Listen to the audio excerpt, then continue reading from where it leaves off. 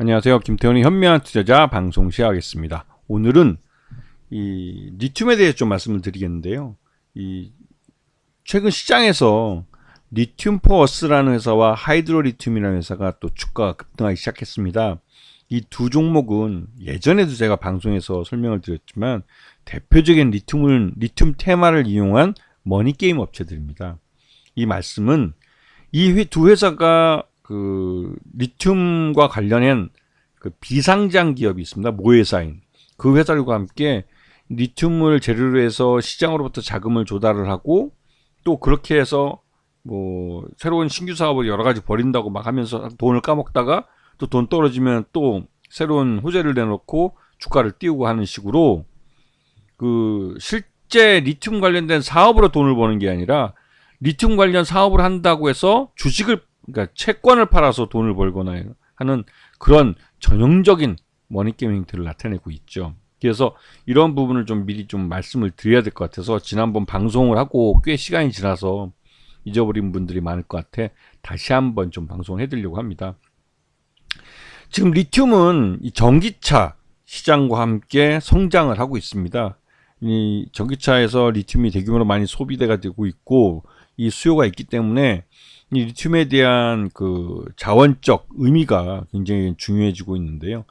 이 리튬은 수산화 리튬과 탄산 리튬으로 나눠지는데 이 수산화 리튬은 고용량의 전기차 배터리, 즉 전기차 배터리와 같이 전기차를 움직일 수 있는 그런 파워를 낼 수 있는 그런 에너지를 저장할 수 있는 그런 수산화 리튬이 있고 또 탄산 리튬은 그 힘은 좀 약하지만 보급형 전기차라고 할 수 있는 그런 자동차를 움직일 수 있을 만큼의 LFP 배터리나 소형기기 배터리 등에 사용되는 그런 배터리입니다.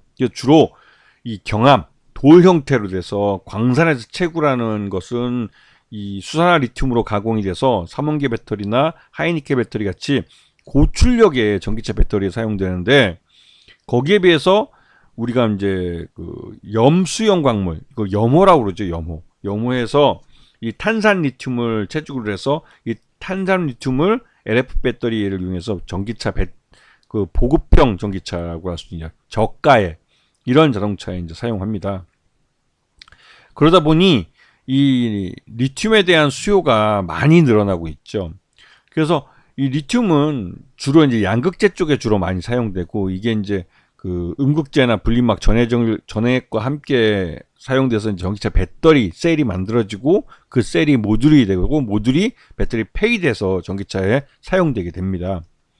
그런데 그러다 보니 리튬 가격이 굉장히 급등을 했었어요. 2023년 이전만 해도 이 전기차 배터리에 대한 수요가 급증을 하고 이 조만간 뭐 전기차 보급 뭐 대중화의 시대가 온다 막 이러면서 전기차 모델들도 많이 늘어나고 생산량도 많이 늘어나다 보니 이 리튬에 대한 수요가 급증하면서 리튬 가격이 굉장히 올랐습니다. 하지만 이렇게 가격이 오르면 또 그에 대한 이 채굴이나 광산 개발이 늘어나면서 이 공급량이 또 늘어나게 됐죠. 그러면서 최근 들어서 이 2023년 들어와서 이 리튬 가격은 급전직하로 떨어졌습니다. 근데 요 사이에 하이드로 리튬이라는 업체하고 리튬 포어스라는 회사가 이 리튬 테마를 이용해서 주가에, 그러니까 주식시장에 화려하게 등장을 했죠. 그래서 뭐 말 그대로 이제 주가가 급등하기도 했고 그 사이에 수백억의 이 전환사채와 BW를 발행을 해서 시장으로부터 그만큼의 자금을 조달을 했고 또 그 자금을 기반으로 해서 다양한 뭐 M&A도 하고 별 그 새만금의 공장도 짓고 별걸 다 했죠.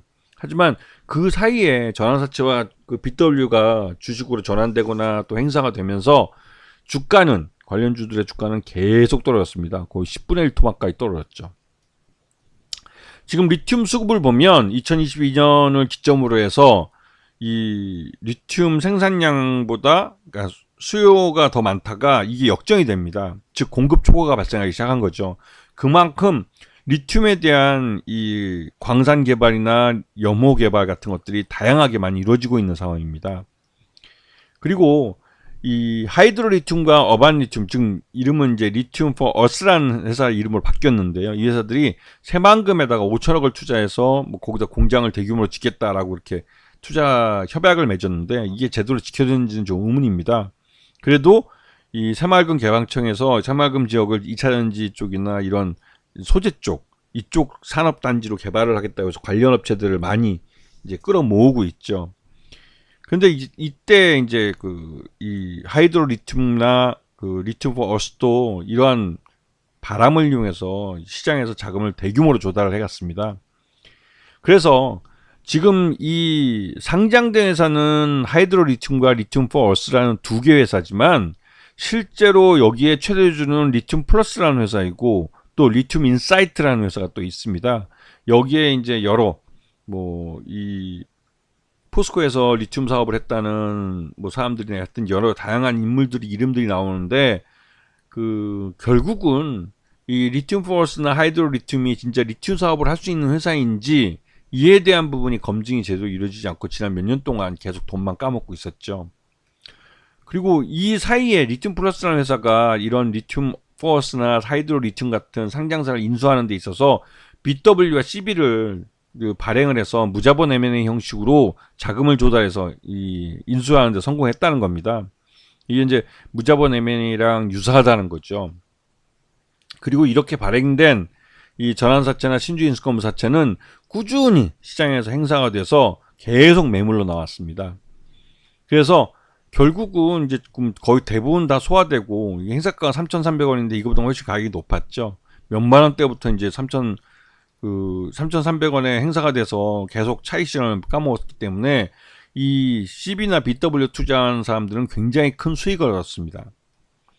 이 하이드로리튬은 전환사채도 이제 발행을 해서 그것도 꾸준히 날짜를 보시게 되면 전환사채 전환권 청구 행사를 계속 행사했습니다. 그러다 보니 이게 엄청나게 많이 물량이 쏟아져 나온 거죠. 그리고 이제 이게 대부분 다 전환 이 행사 가격이 3,304원밖에 안 되기 때문에 현재가와의 가격 차이 때문에 바로바로 매도가 돼 버렸습니다. 리튬 포어스도 마찬가지로 전환사채를 발행을 했고 그 전환사채들은 바로바로 시장에서 전환돼서 팔렸습니다. 4,575원 정도밖에 안 되기 때문에 발행 가격이 현 주가와 꽤 큰 괴리감을 나타냈죠. 죄다 매물로 나왔습니다. 그리고 이 최대주주 변경을 수반하는 이 리튬 플러스라는 이 실질적인 리튬 하이드로 리튬과 리튬 플러스의 최대주주인 리튬 플러스는 이 주식담보대출도 사용하고 있는데 이게 이제 100억 정도 사용한 거죠. 그리고 이 100억 정도 되는 자금을 아마도 이제 요번에 이제 볼리비아 염호 개발에 사용할 것으로 추정이 되긴 합니다. 그리고 최근 들어서 경영권 분쟁 관련해서 소송도 발생해 있는 상태입니다. 이게 이제 리튬 인사이드를 대상으로 해서 이런 소송이 벌어졌는데요. 그러다 보니 좀 내부적으로도 굉장히 시끄럽고 문제가 많은 회사죠. 그리고 이제 이 리튬 플러스가 보유하고 있는 하이드로 리튬 이 주식도 계속 팔고 있습니다. 계속 특수관계에 있는 대길 산업이라는 데도 여기 하이드로 리튬에 투자로 참가해서 보유하고 있는 주식을 계속 팔고 있죠. 그리고 정재훈이랑 개인 투자가도 계속 팔고 있습니다. 전지윤이라는 투자가도 이번에 새로 보유했지만 그 다음에 보니까 작년 2023년 12월 달에 이제 전환사채나 BW 행사에서 그러니까 신주인수권부하고 전환사채를 행사에서 이제 전환하거나 행사해서 신주를 얻게 된 건데 이거 고스란히 팔아먹었습니다. 지금 계속 팔아먹고 있고. 근데 요번에 새로 이제 주가가 같이 급등하기 시작한 건 이제 볼리비아의 염호 개발하는 데 있어서 이 하이브로 리튬과 리튬 포러스 그다음에 리튬 아까 여기 리튬 플러스라는 이런 모회사죠. 모회사가 같이 이제 참여를 했다는 게 이제 시장에 알려지면서 다시 또 리튬을 이용해서 주가를 한번 부양해 보겠다고 이제 나선 거죠. 근데 이거는 이 볼리비아 정부는 외국인 투자금을 유치하는 거고 한국 기업들은 이 볼리비아에 돈을 투자하는 입장입니다. 즉 국내에서 자금을 마련을 해서 해외로 자금을 내보내는 거죠. 이렇게 되면 이 상장사들은 돈이 거쳐가는 통로가 되어버립니다. 즉 이 국내에서 자금을 모아준 투자를 해준 투자자들한테는 리튬 포어스나 하이드로 리튬의 주식이 손에 쥐어지게 되지만 이 돈은 고스란히 해외로 빠져나간다는 것이죠. 이게 굉장히 나쁜 케이스입니다. 그렇게 되면 말 그대로 국내에 있는 상장사들은 껍데기만 남는 거죠. 그럼에도 불구하고 리튬 포러스도 주가가 장중에 급등을 했고요. 이게 이제 주가 급등한 건 전 직전 고점 대비해서 거의 주가가 10분의 1 토반까지 하락한 이후에 주가가 하락했다는 이유만으로 이제는 다시 한번 또 머니게임을 하겠다고 새로운 이런 뭐 볼리비아 염호 개발 같은 재료를 갖고 나온 겁니다. 이 하이드로 리튬은 장중 상하 가까이 쳤는데 이것도 지금 69,900원이라는 최고가 대비해서 거의 뭐 10분의 1 토막이 뭡니까? 12분의 1 토막까지 나버리는 상태인데요. 그만큼 주가가 많이 흘러내렸고, 이 와중에 예전 주가를 끌어올렸을 때 발행해놨던 그런 전환사채나 그 신주인수권부 사채, 이것들이 대부분 다 주식으로 전환되면서 매도가 됐고, 그 아까 앞에서 보셨겠지만 굉장히 전환 가격이나 행사 가격이 낮기 때문에 그 파는 족족 차익, 그러니까 수익이 발생하는 겁니다. 계속 팔아먹었고, 여기에 급등한 걸 보고 쫓아가서 샀던 개인 투자가들은 죄다 물려버렸죠. 이제 한 1년 정도 이렇게 좀 주가가 흘러내리면 웬만한 투자자들은 반토막 이상 손해보고 나서 손 텁니다. 그렇게 되면 결국은 이렇게 10분의 1 토막 돼서 다시 또 여기서 머니게임을 하겠다고 달려드는 것이죠.